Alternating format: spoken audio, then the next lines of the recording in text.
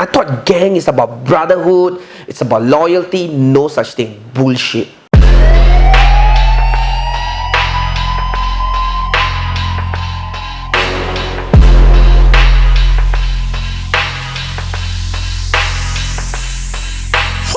One time for my independent woman getting dope. One time for the business in the club getting low. You know, I received this gift many years ago from my friend, you know, during my wedding, and I was shocked. Like, I mean, it's a very confusing wedding gift, right? What is it and what does it entail? And he explained to me that it's to represent that I have, like, a panther has stepped down from his gang, and this is to represent that I've left everything. And I thought, wow, that's symbolic, you know, that it shows that I've really stepped down from my gang, and I'm happy that I did that. Now, I'm shooting today's video on how to quit my gang. How did I actually quit my gang? Right, I'm David King here, and I would like you to subscribe to my videos, to my YouTube, for more motivational stuff, and to help every single one out there in every way possible. That's my dream, that's my goal, right?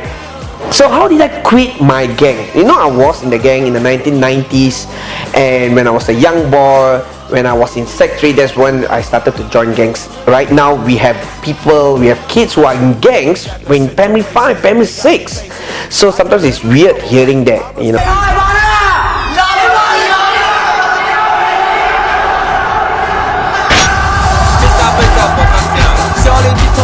I was in a gang as well, not because I really love to be a gang, because somehow, you know, my school was filled with gangs, and last time it was very popular, and I needed a family to be around me, so I thought gangs was the way out. And eventually what happened was that I started to look at how complex being in a gang is, where I started to feel that, wow, there's fights involved, I have to pay protection money, I have to be there for every gang fight, I have to start holding a weapon, and this is like getting more and more scary, I would say, right? I'm not going to reveal everything that I go through in this video. I'll leave it for another time, but today I want to talk about how I actually quit my gang. I was in several gangs before. In fact, if I have to count, it was about 9 gangs before. Not because these are the gangs that, you know, I switched gangs like changing t-shirt, but I used to have issues with every gang that I was. From adversity to university. If you want to get a copy of my book, go to ministryofempowerment.com or send me a message, and I'll see how I can get this book delivered to you. I think it's sold out in the bookstores. It's about my life story. 6,000 copies have been sold. I would say I'm proud to, you know, to be one of the best sellers in Singapore, to have 6,000 copies to be sold, right? From adversity to university, right? If you want to get a copy, it tells you a lot about my life story as well, right? So when I want to quit my gang, in the past, when I was in the gang, I was in 9 gangs before. You name it, Ang Sutong, Sio Lo Kuan, Zileng Ke, Chapui Xiao, all these gangs, I was inside them as well, and I had different issues. I used to have a gang leader who, you know, always have internal conflicts within his gang, and then he will fight, and then he will say, hey, I want to change gang, and we have no choice, have to follow him, right? It was quite messed up, all the stories that I had with him, right? So the more and more I changed gang, the more enemies I got. It came to a point of time I decided I want to quit my gang once and for all. Everybody have known me as a gangster for a while, but it's time to quit everything. So how can I do it? What should I do? Why should I quit my gang? These are the questions that I really need to answer to myself. Firstly, I found a calling, and the calling was God, right? When I was in prison, I became a Christian, and I told myself there's no such thing as like put one leg in the gang, put one leg with God and say, you know, I can manage both. I'm just cheating everybody, including myself, right? If I want to be really committed to the new path of being in favor with God, then gangs is something that I should really avoid.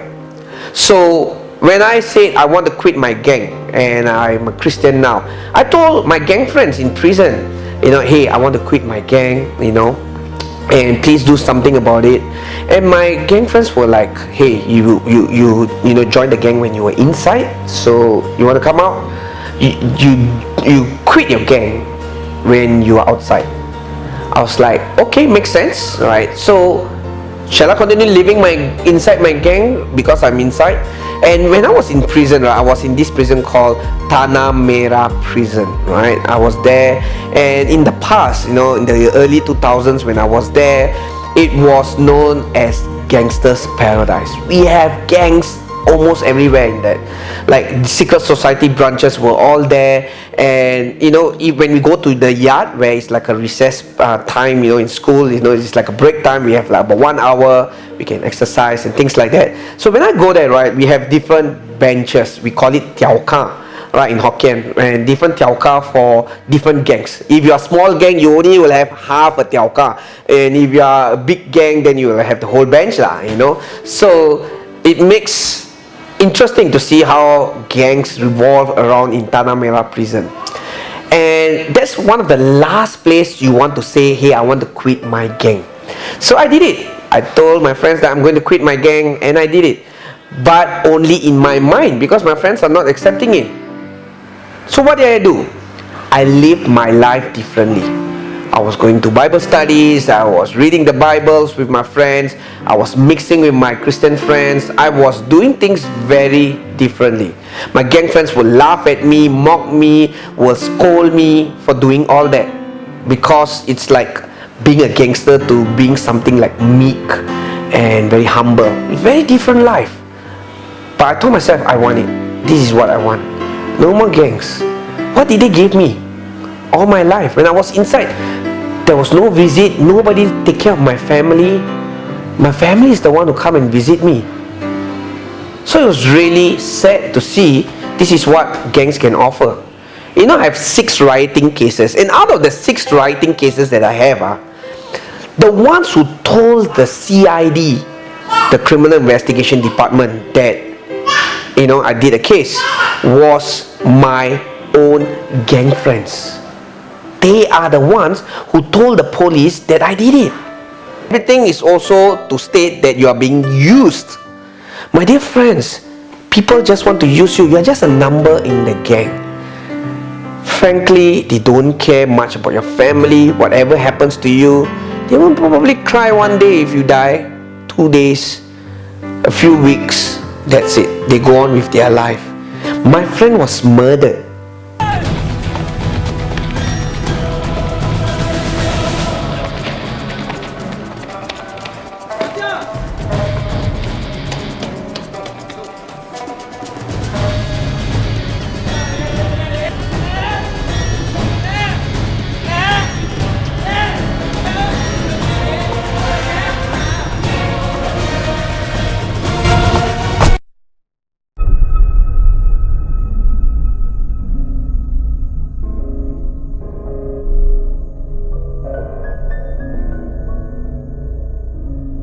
My friend was murdered. Some of them who were so close with him move on with their lives so quickly after a few days of crying. For me, I was the most foolish guy, the most stupidest one. You know what I did? I cannot get over it that my friend has died, even though he died a while back, which is like 1 year. You know what I did? I came out, I took revenge for him. And I was the most stupidest one, because I cannot get over the fact that my friend died. But most of my friends who were so close, who were on that night when my friend died, most of them moved on with their lives. So, frankly, nobody really cares much. You are in this social circle, your group of friends, they are okay. You feel very protected, you feel a sense of belonging with this small group of people. But actually, in the bigger perspective, when you are in a gang, you are just a number. Yeah, I know people will dislike me. Gangs will be like, who's this guy, who's making us angry. I'm not here to make you angry, but truth be told, gangs are really dangerous. I've been there. I lost my best friend. He was murdered on the streets. So it's very true that these things happen. You know how he was murdered? I heard this story, this part where, you know, when I was there and my gang friends were all there, one of them just take the knife, plunged it into my friend's chest and dragged it down all the way, and he was left to die. We carried him to Tan Tock Seng Hospital. 2 hours later, he died in the hospital, 19 years old. Even if he say, I want to change my gang, it's too late. He can't. It's over. So how do we look at this whole thing, right? My friends, how do you quit your gang? Now, firstly, I want you to know, you have to tell your why you want to quit your gang. For your family, for your future, for you know it's rubbish and these people are there who are just there to use you. There could be any and many reasons. You have to choose why you want to quit the gang. Secondly, what you need to look at is how you're going to go and do about it. Firstly, take action to be different. You have to be different. When I want to say I want to quit my gang, I not just say verbally I want to quit my gang and then go back to clubbing, go back to living a very abing, a very gangster type of life, but it was totally different. I was meek, I was humble, I was mixing with my Christian friends, I was praying, I was doing everything I can. You know, even my gang friends, when they pass by and then they will come to me, they say got problem, I will say I will pray for you. The friends will be like, what the hell? Pray for me? Hey dude, you okay or not? This was how it was. But slowly and surely, even though they were mocking me, they were looking down on me, ridiculing me, they start to see the changes and they start to tell me, hey, your change looks real. And I was happy that they know that I'm really keen to change. My actions, my habits, my attitudes, my whole plan of living a different life was changing. You know, there was one point of time, one of my gang leaders was in prison with me he was under Section 55, Gochap Go, right, for secret society.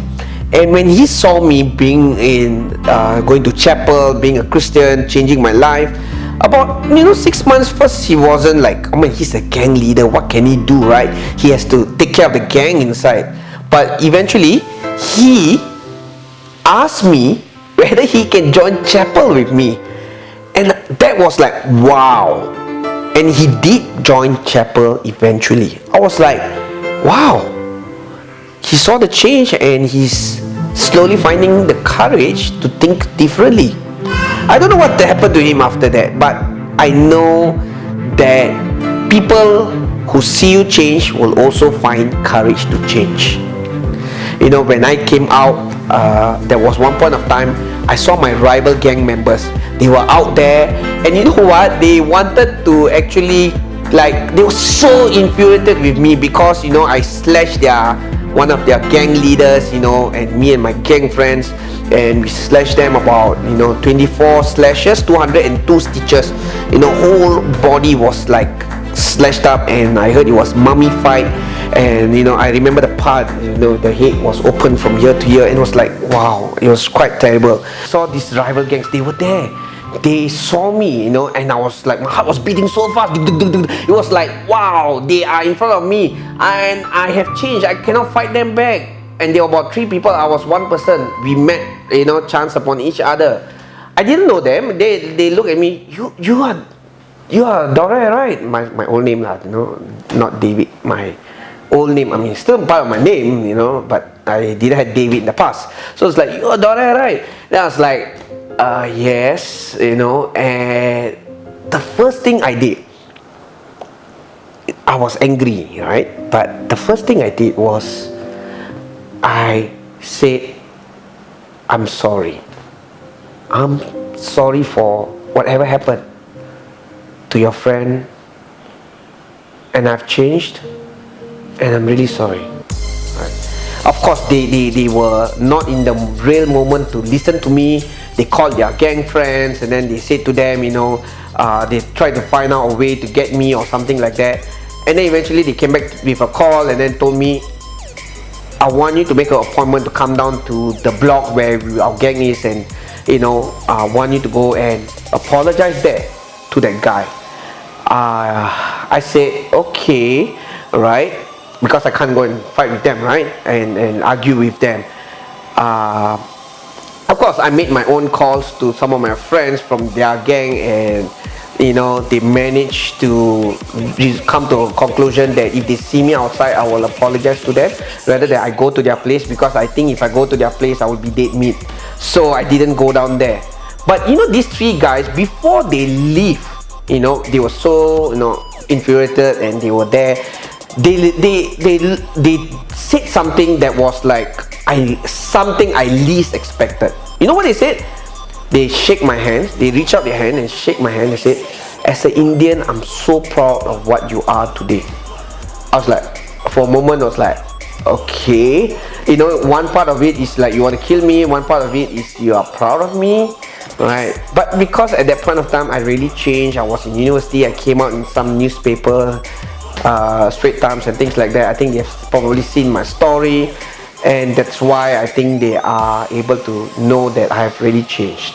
Right, so deep down I was happy that even my rivals know that I have changed, because my lifestyle shows so.